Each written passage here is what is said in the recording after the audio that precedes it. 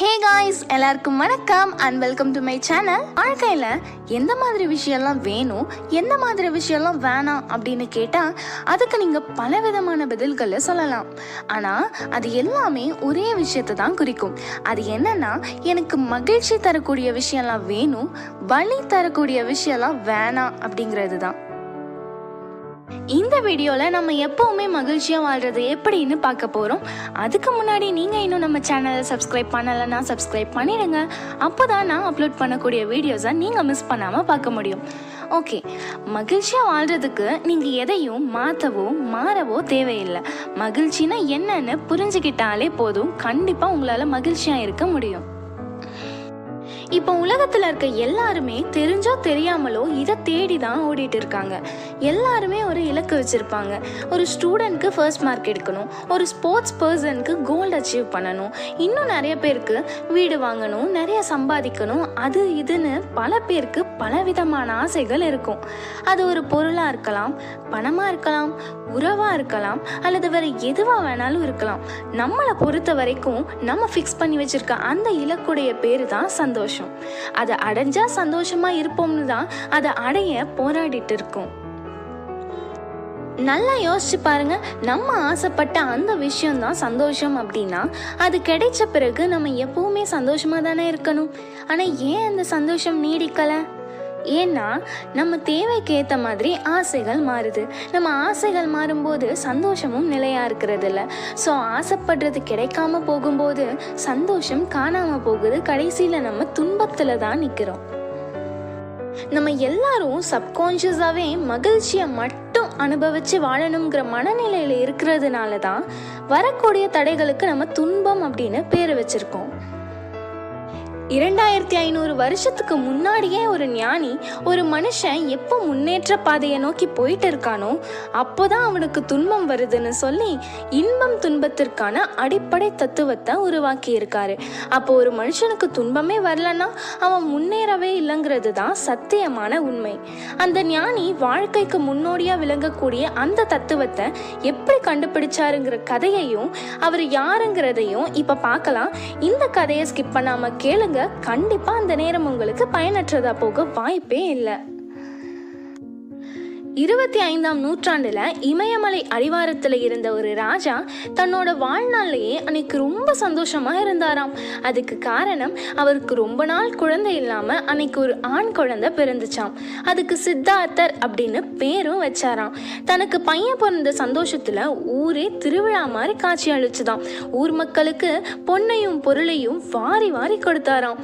முக்கியமா தன்னுடைய பையன் அவன் வாழ்க்கையில மகிழ்ச்சியை மட்டும்தான் அனுபவிக்கணும், துன்பம் துயரம்னு இருக்கிறது கூட அவனுக்கு தெரியக்கூடாதுன்னு முடிவு பண்ணாராம். அதுக்காகவே தன்னோட பையன் எதை கேட்டாலும் உடனே செஞ்சு கொடுக்க நிறைய பணியாட்களையும் போட்டாராம். அந்த பணியாட்களுக்கு அவருடைய படைத்தளபதி விட அதிக சம்பளமும் கொடுத்தாராம். அந்த பணியாட்களுக்கு நிறைய கட்டளைகளும் போட்டாராம். அது என்னன்னா, சித்தார்த்தர் முன்னாடி யாரும் அழுகக்கூடாது, கோவப்படக்கூடாது, சோகமா கூட இருக்கக்கூடாது, எப்பவுமே சிரிச்சுட்டே தான் இருக்கணுமா.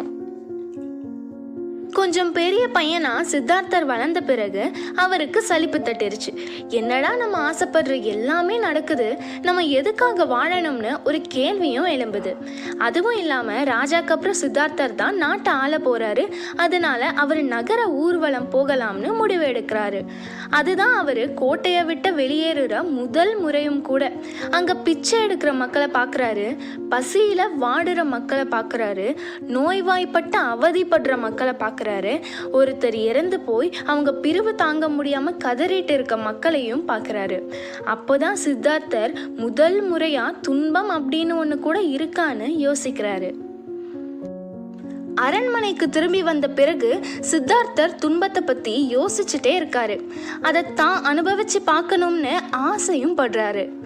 துறவியா வெளியில போறாரு, பிச்சை எடுக்கிறாரு, பசியால வாடுறாரு, நோய்வாய்ப்பட்டு அவதிப்படுறாரு. ஆனா அப்பவும் அவருக்கு துன்பம் வரலையாம். வெளியில் மக்கள் எதையெல்லாம் பண்ணி துன்பப்பட்டாங்களோ அதையே தான் நம்ம பண்ணோம், ஆனால் நமக்கு மட்டும் ஏன் அந்த துன்பம் வரலன்னு ரொம்ப யோசிக்கிறாரு. போதி மரத்து அடியில் உட்காந்து துன்பம் வர்றதுக்கான காரணம் என்னன்னு யோசிக்க ஆரம்பிக்கிறாரு. கடைசியில் அதற்கான பதிலும் அவருக்கு கிடைக்குது. அது என்னன்னா, ஒருத்தர் பிச்சை எடுத்தாலோ பசியில் வாடினாலோ நோய்வாய்ப்பட்டு அவதிப்பட்டாலோ அவங்களுக்கு துன்பம் வரதில்லை. நமக்கு வேணும்னு ஆசைப்படுற விஷயம் கிடைக்கலனாலோ வேணாம்னு நினைக்கிற விஷயம் நடந்தாலோ தான் துன்பம் வருது. அதனால தான் அவர் பசியோ பட்டினியோ ஆசைப்பட்டு ஏற்றுக்கும் போது அவருக்கு துன்பம் வரல. அவர் வேற யாரும் இல்லை, நம்ம எல்லாருக்கும் தெரிஞ்ச கௌதம புத்தர் தான். நம்ம திருவள்ளுவர் கூட ஒரு குறள்ல என்ன சொல்றாருன்னா, துன்பம் வரும்போது அதற்காக வருந்தி கலங்காதவர் அந்த துன்பத்திற்கே துன்பம் உண்டாக்கி அதை வென்று விடுவர். ஸோ துன்பம் தவிர்க்க முடியாதது, அதே சமயம் தவறானதும் கிடையாது. எப்போ ஒருத்தர் தான் கிட்ட இல்லாததை நினைச்சு வருத்தப்படாம இருக்கிறது சிறு துரும்பா இருந்தாலும் அதை நினைச்சு சந்தோஷப்பட ஆரம்பிக்கிறாங்களோ அப்போதான் அவங்க மகிழ்ச்சியான வாழ்க்கைய தொடங்குறாங்கன்னு அர்த்தம். ஏன்னா எந்த ஒரு பொருளும் பர்சனும் உங்களை சந்தோஷமா வைக்காது, நீங்க சந்தோஷமா வாழணும்னு முடிவு பண்ற வரைக்கும். மகிழ்ச்சி உங்க கிட்ட வராது, உங்களுக்குள்ள இருந்து தான் வருங்கிற உண்மையை புரிஞ்சுக்கிட்டா போதும், நீங்க தான் இந்த உலகத்திலேயே ஹாப்பியான பர்சனா இருக்க முடியும். ஓகே காய்ஸ், நான் சொன்ன விஷயம்லாம் உங்களுக்கு பிடிச்சிருந்தா லைக் பண்ணுங்க, ஷேர் பண்ணுங்க, கமெண்ட் பண்ணுங்க,